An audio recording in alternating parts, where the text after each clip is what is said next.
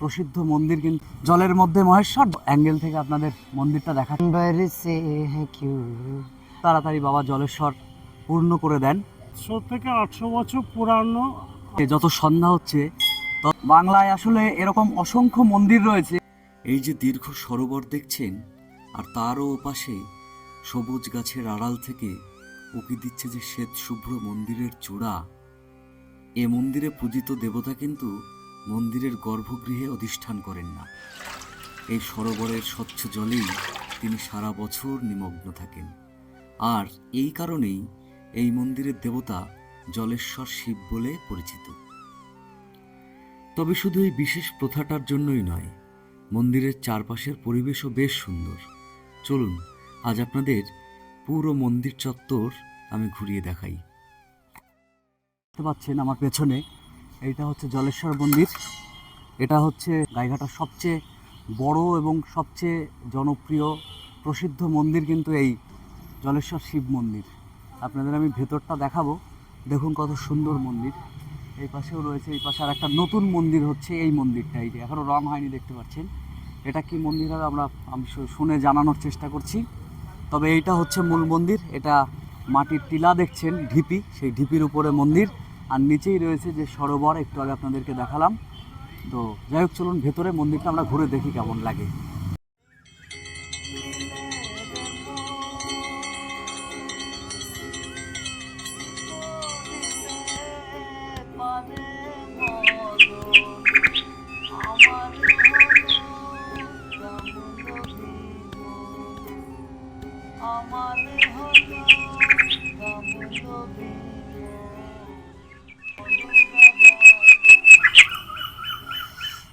দেখুন বন্ধুরা, এই গাছে মানুষ মানত করে ইট বেঁধে রেখেছে। এখানকার মানুষের বিশ্বাস যে এই ইট বেঁধে কোনো মনস্কামনা করলে সেটা খুব তাড়াতাড়ি বাবা জলেশ্বর পূর্ণ করে দেন। বন্ধুরা দেখছেন, যত বেলা যত গড়াচ্ছে, যত সন্ধ্যা হচ্ছে, তত মন্দিরের লোক সমাগম কিন্তু বৃদ্ধি পাচ্ছে। বন্ধুরা, বিভিন্ন অ্যাঙ্গেল থেকে আপনাদের মন্দিরটা দেখাচ্ছি। চারিদিক থেকেই মন্দিরটা সুন্দর। দেখুন, উঁচু ঢিবির উপর বসে রয়েছি, মাটির টিলা। এখানে কিন্তু অনেক পুরনো ইট দেখা যাচ্ছে, তবে নিচে হতে পারে কোনো প্রাচীন স্থাপত্য এর নিচে ছিল, বা কোনো পুরনো মন্দির ভেঙে এই মন্দিরটা করা হয়েছে। কেননা স্থানীয় জনমত এবং বিভিন্ন সংবাদপত্রে এই মন্দিরটা নিয়ে যে কয়বার খবর বেরিয়েছে, তাতে কিন্তু এই মন্দিরটাকে প্রায় 850 বছরের পুরনো মন্দির বলে দাবি করা হয়েছে। এখানে কোনো খনন কার্য বা কোনো পুরনো প্রত্ন নিদর্শন আছে কিনা এটা অন্তত আমার জানা নেই। আমরা পেয়ে গেছি এই মন্দিরের পুরোহিত। পুরোহিত মশাই, আপনার নামটা? প্রশান্ত ব্যানার্জি। ওনার সঙ্গে রয়েছি আমরা। এই মন্দিরের ইতিহাসটা যদি আমাদের একটুখানি জানান, আমাদের দর্শকদের যদি জানান। ইতিহাসটা হলো মন্দিরটা বহু পুরানো মন্দির, 700 থেকে 800 বছর পুরানো আনুমানিক। সবাই যেটা অনুমান করে, এর ইতিহাস তো সেইভাবে কেউ সেরকম কিছু জানে না। এটা 700 থেকে 800 বছর পুরানো। আচ্ছা, আর এর বিগ্রহটা ভেতরে যে মূর্তি আছে? মূল বিগ্রহটা বাবা জলেশ্বর পুকুরের মধ্যে থাকে। আচ্ছা, চৈত্র মাসে 3য় সোমবার তোলা হয়।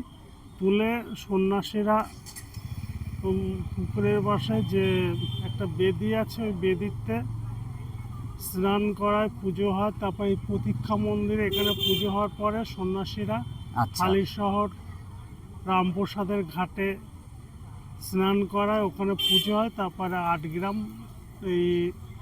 এই ঠাকুরকে নিয়ে ঘুরে নীল পুজোর দিন রাত্রে 8টা-9টার দিকে এই মন্দিরে তোলা হয়, পুজো হয়। পয়লা বৈশাখে বাবাকে জলে দেয়। আচ্ছা, এটা অত্যন্ত জাগ্রত মন্দির বলেই এত মানুষের লোক সমাগম দেখছি। আচ্ছা, তার মানে যে বিগ্রহটা জলের মধ্যে সারা বছর থাকেন বাবা, এই কারণে ওনার নাম হচ্ছে জলেশ্বর। জলের মধ্যে মহেশ্বর, জলেশ্বর। আচ্ছা, ওই বিগ্রহটা মানে ওই টাইমে আসলে দেখা যায়, তাই তো?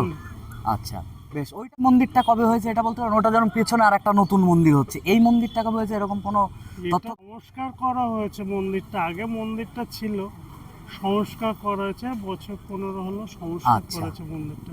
ঠিক আছে, আপনাকে অনেক ধন্যবাদ। ভালো থাকবেন। হ্যাঁ।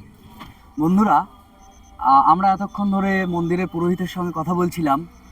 বাংলায় আসলে এরকম অসংখ্য মন্দির রয়েছে যেগুলো প্রথমে কাঁচা মন্দির বা বাঁশ দিয়ে, টিন দিয়ে, মাটি দিয়ে ওই মন্দিরগুলো হয়েছিল, কিন্তু পরবর্তীতে বারবার সেগুলোকে সংস্কার করা হয়েছে। ওনার মতে এটাও একটা সংস্কার করা মন্দির।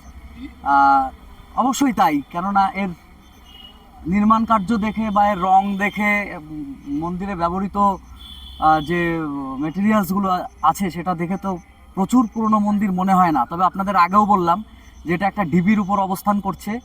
এই পুকুরের মাটি নিয়েই এই ঢিবিটা হয়তো করা হয়েছিল, বা এর নিচে কোনো কিছু আছে সেটা আমরা বলতে পারবো না। এর প্রত্নতাত্ত্বিক নিদর্শন সম্পর্কে আমার তো অন্তত এই মুহূর্তে জানা নেই। তবে যাই হোক, এই মন্দিরটার সঙ্গে অনেকে বৌদ্ধ বা মঠ বা বৌদ্ধ মঠেরও যোগসূত্র খুঁজে থাকেন বা আছে বলে জানান। স্থানীয় সবই কিন্তু লোকমতের উপর নির্ভর করে, আমি বলছি, নির্ভরযোগ্য কোনো বইপত্র থেকে এই তথ্যগুলো নেওয়া নয়। সব এই যে একটু আগে ওনার সঙ্গে কথা বলছিলাম, এরকম মানুষের কাছ থেকে তথ্য নিয়ে আপনাদের সামনে আমি পরিবেশন করলাম।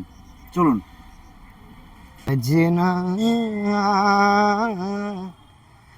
बरसे है क्यों अखियाँ, सजना बरसे है क्यों अखियाँ, सावन आए तुम ना आए, सावन आए तुम ना आए, तेरे बिना तुमसे मोरा जिया, तुम बिना तरसे मोरा जिया, सजना बरसे है कि अखियाँ।